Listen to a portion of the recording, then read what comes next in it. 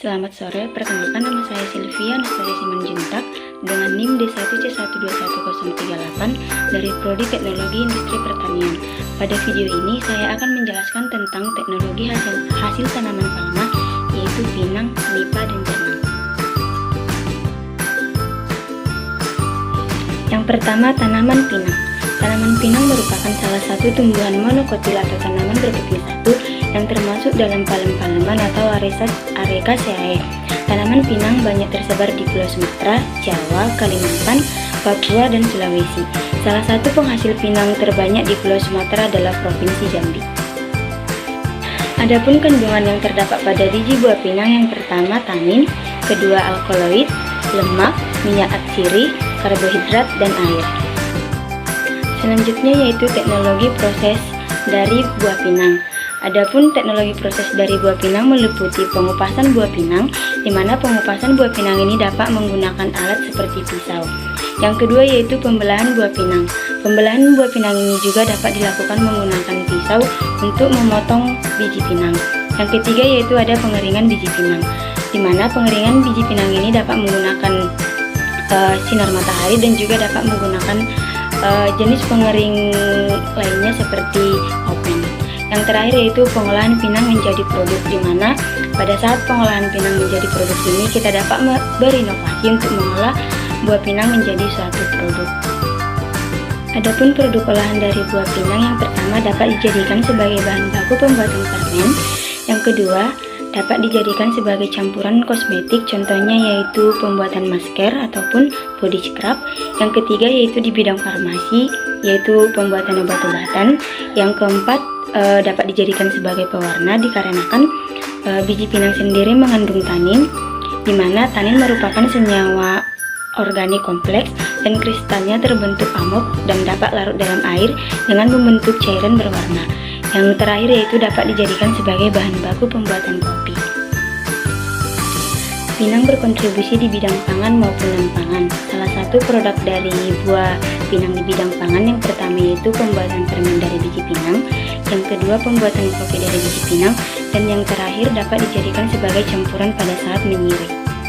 Sedangkan kontribusi pinang di bidang non-pangan, yang pertama yaitu dapat dijadikan sebagai bahan campuran kosmetik, yang kedua dapat dijadikan sebagai obat-obatan. Selain itu, limbah pinang dapat dimanfaatkan sebagai pembuatan piring dari pelepah pinang, dan yang kedua yaitu dapat dijadikan sebagai bahan baku dalam pembuatan bahan bakar seperti biobriket, arang aktif, dan lain-lain. Selanjutnya yaitu pangsa pasar. Pangsa pasar atau market share adalah persentase penjualan suatu perusahaan terhadap total penjualan di industri yang sama. Pangsa pasar dapat digunakan sebagai acuan untuk mengukur performa dan kualitas strategi bisnis yang dijalankan. Adapun jenis dari pangsa pasar terdiri dari 4. Yang pertama yaitu pangsa pasar domestik, yang kedua pangsa pasar internasional, yang ketiga pangsa pasar regional, dan yang terakhir pangsa pasar segmentasi. Pangsa pasar pinang. Indonesia merupakan negara pengekspor terbesar di dunia dengan pangsa pasar mencapai 35% dari kebutuhan pinang di dunia. Provinsi Jambi menjadi kontributor terbesar dengan nilai kontribusi mencapai 40% dari total ekspor nasional. Selanjutnya yaitu target pasar pinang. Untuk target pasar pinang itu terdiri dari 3. Yang pertama konsumen langsung, di mana masyarakat yang mengonsumsi pinang sebagai bahan pangan, obat-obatan maupun kosmetik. Yang kedua ada industri pangan, di mana buah pinang ini juga dapat digunakan di industri pangan sebagai contohnya yaitu pembuatan permen.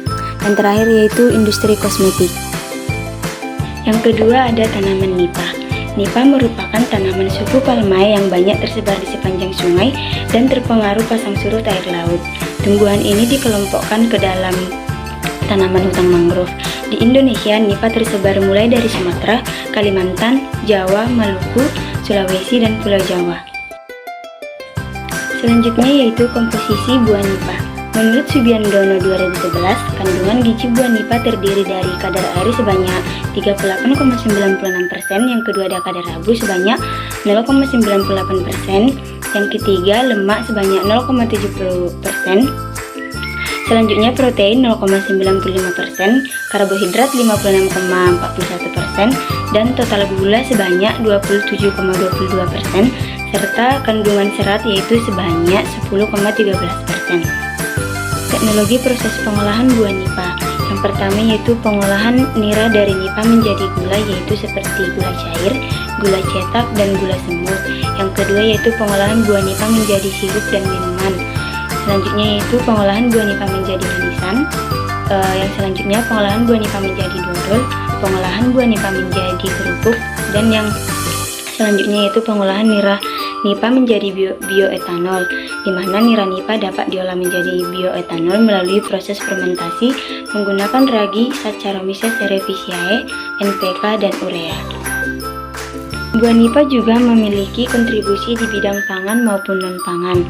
Salah satu produk buah nipa di bidang pangan yaitu yang pertama dapat dimanfaatkan sebagai selai, yang kedua sebagai manisan, yang ketiga sebagai gula untuk minuman, sebagai gula, yang keempat ada minuman, yang kelima sebagai bahan baku pembuatan tepung, dan yang terakhir dapat dijadikan sebagai garam. Untuk kontribusi buah nipa sendiri di bidang pangan yaitu dapat dijadikan sebagai obat tradisional. Yang kedua yaitu nira dari nipa dapat dijadikan sebagai bioetanol. Yang ketiga yaitu pelepah dari nipa dapat dijadikan sebagai biosolvent. Dan yang terakhir yaitu pengolahan dari daun nipa menjadi papan ataupun dapat dijadikan sebagai kerajinan tangan seperti keranjang maupun. Yang ketiga yaitu tanaman jernang, di mana tanaman jernang ini merupakan sejenis tumbuhan palma yang memiliki resin berwarna merah yang telah lama digunakan sebagai obat tradisional dan sumber pangan. Selain itu, jernang juga merupakan salah satu hasil hutan bukan kayu yang telah lama dikenal sebagai barang ekspor.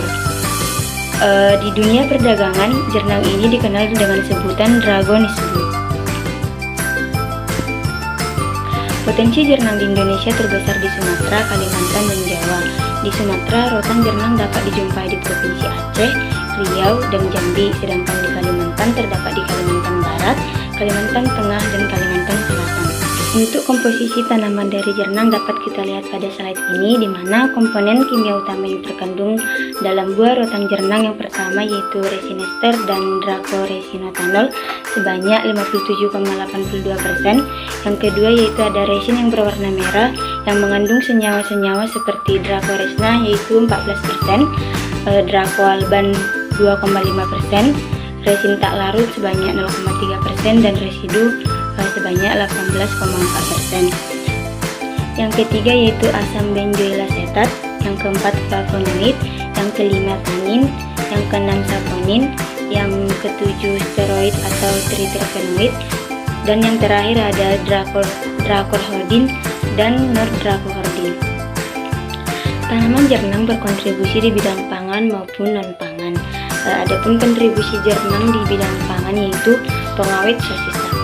Resin jernang dapat dijadikan sebagai alternatif penggunaan nitrit sebagai bahan pewarna sekaligus pengawet.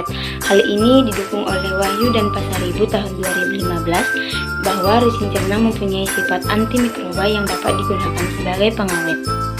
Sedangkan kontribusi jernang di bidang non-pangan yaitu dijadikan sebagai bahan pewarna, dijadikan sebagai bahan ramuan obat-obatan, dan yang ketiga dijadikan sebagai dupa, dan yang terakhir dapat dijadikan sebagai campuran minyak wangi. Selanjutnya, pangsa pasar jernang. Pangsa pasar getah jernang dari Indonesia diekspor ke beberapa negara antara lain Singapura, Cina, dan Amerika. Dan untuk target pasar dari jernang sendiri yaitu konsumen langsung, di mana masyarakat yang mengonsumsi jernang, dan yang kedua industri non-pangan, yang ketiga ada industri kosmetik. Baiklah, sekian penjelasan saya tentang tanaman palma yaitu pinang, nipa, dan jernang. Kurang dan lebihnya saya mohon maaf. Akhir kata saya ucapkan terima kasih.